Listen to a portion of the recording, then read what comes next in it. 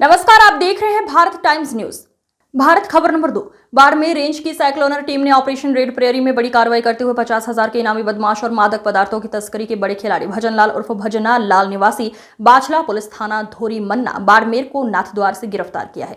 भजनलाल अपने साथी रूपाराम के साथ मादक पदार्थों की खेप लाने से पहले सामलिया सेठ को धोख लगाकर चरण वंदना करने नाथद्वार पहुंचा था, जहां के कमल होटल में ठहरा था। भजनलाल का साथी रूपाराम भी पकड़ा गया। साइक्लोनर टीम लगातार उसका पीछा कर रही थी। रेंज के आईजी विकास कुमार ने बताया कि भजनलाल 11 साल से तस्करी कर रहा था। सालाना 100 दिन तस्करी का काम करता वह 2 करोड़ रुपए कमाता था। भजनलाल और बाड़मेर के कुख्यात तस्कर रहे बिरदाराम सियोल ने ITI की पढ़ाई साथ में की थी। बाद में भजनलाल ने पेट्रोल पंप पर काम किया, जालसाजी की तो निकाल दिया गया। बदला लेने के लिए पंप पर हमला कर 10 लाख रुपए लूट लिए। इसके बाद बिरदाराम का चालक बना। बाद में बिरदाराम के साथ विश्वासघात कर अपनी गैंग बना ली। कुछ समय पहले बिरदाराम की सड़क दुर्घटना में मौत हो गई। भजनलाल भी एक दुर्घटना में घायल होने के बाद कमजोर हो गया। इस दौरान उसने गैंग के साथी रूपाराम को लीडर बनाने के लिए ट्रेनिंग देना शुरू कर दिया, लेकिन इससे दूसरा साथी नाराज हो गया। उस साथी ने साइक्लोनर टीम को सूचना दी। उसने भजनलाल और रूपाराम दोनों को पकड़वा दिया। जोधपुर रेंज के साइक्लोनर सेल के धुआंधार धावों की धमाकेदार धमक में बड़े बड़े नशावीर, सौदागर, सरगना, सूत्रधार, स्वयंभू सरताज जमीन सूंघते नजर आ रहे हैं, नेस्तनाबूद हो रहे हैं। और नशे की बड़ी विषबेल जो इन्होंने बो रखी है, जिसके बट वृक्ष बने हुए हैं, वह भूशाई हो रही है। नशे के इस महा प्रकोप के खिलाफ जनसाधारण के साथ मिलकर जोधपुर पुलिस ने महामुहिम छेड़ रखी है, जिसके तहत जितने ये बड़े सिपासालार हैं जो नशे की मादक द्रव्यों की आपूर्ति कर रहे हैं, उन पर गाज गिराई जा रही है। और दूसरी तरफ जो खपत है, जो मांग है, जो मनुहार के तहत अफीम और चूड़ा चूड़ा परोसने की कवायद थी, लंबे समय से चल रही परंपरा थी, उसको समाप्त करने के लिए जन जन में अलख जगाया जा रहा है। और मांग कम करते हुए आपूर्तिकर्ताओं के खिलाफ धुआंधार कार्रवाई करते हुए नशे के महाप्रकोप से इस पूरे इलाके को पूरी तरह मुक्त कर प्रगति के पथ पर आरूढ़ करने का यह सिलसिला लगातार जारी है।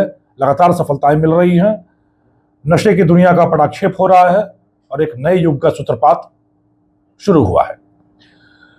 इस अगली कड़ी के रूप में ऑपरेशन रेड प्रेयर चलाकर 2 बड़े कुख्यात वांछित अपराधियों, भजनालाल जिस पर 50,000 रुपए का इनाम था, जो लंबे समय से फरार चल रहा था और एक बहुत बड़े गैंग का सूत्रधार था, और रूपाराम जो 3 राज्यों में राजस्थान, गुजरात और मध्य प्रदेश में वांछित चल रहा था, लंबे समय से फरार चल रहा था।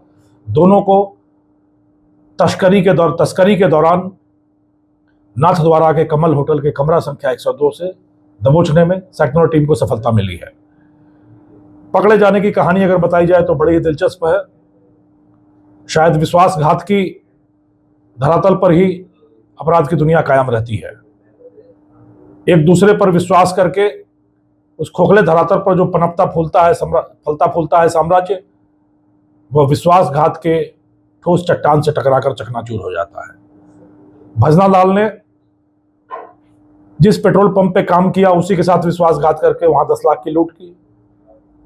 जिस गुरु से नशे के कारोबार का कगारा सीखा, उससे विश्वासघात करके स्वतंत्र गैंग बनाया और प्रतिस्पर्धा की।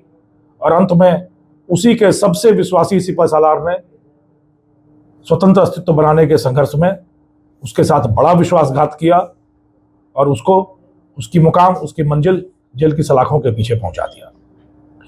जिस तरीके से यह गैंग काम करता था, बड़ा ही रोमांचक था। चित्तौड़गढ़ की भदेसर की एक ऊंची पहाड़ी पर इन्होंने अपना केंद्रीय नियंत्रण कक्ष बना रखा था। वहां रखे एक छोटे से फोन में कि ड्राफ्ट में मैसेज छोड़े जाते थे और उस बहाने आपस में संदेश प्रसारित होता था।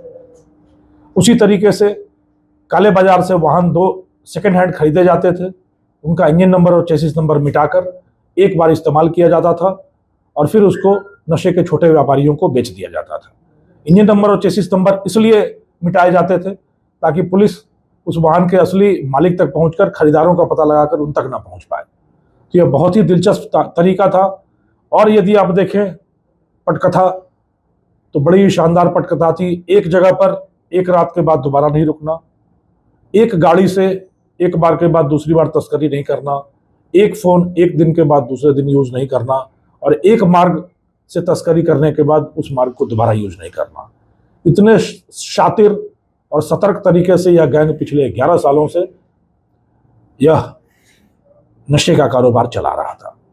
इसलिए पिछले काफी समय से इसके पीछे पड़ने के बावजूद इस गैंग की जड़ तक पहुंचने में बहुत दिक्कतें आई सेक्युलर टीम को, पर अंत में घर के भेदी ने लंका ढाया और अपने ने ही अपनी सूत में सुराख किया। मैं उम्मीद करता हूं कि इस गैंग के खुलासे, इनकी कारगुजारियों के पटाक्षेप के साथ ही नशे की दुनिया के एक बड़े अध्याय की समाप्ति हुई है और नशा मुक्त समाज की दिशा में एक ठोस कदम उठाया गया है। मारवाड़ के, मेवाड़ के युवाओं से, जन सामान्य से मेरा यही आह्वान है, इस नशे के आगोश से बाहर निकलना है, निर्मल शांति, समृद्धि, सफलता और सुरक्षा के पायदान पर कदम रखना है और शिखर तक आरूढ़ होना है। धन्यवाद।